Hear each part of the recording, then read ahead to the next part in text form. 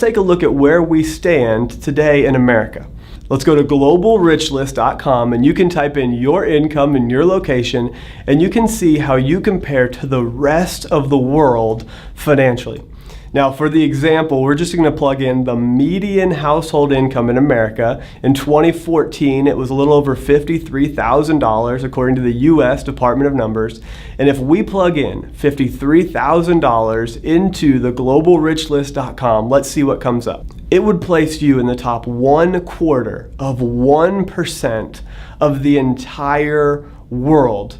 You're not just in the 1%, you're in the top 1/4% if you're at the median household income in America. Now, if your high school teacher ever told you that you wouldn't amount to anything, guess what? You're in the 1%. You made it. Now, not everybody is going to have the median household income in America, but even at the poverty line, a family of 4 around $20,000 is still in the top 10% of the entire world.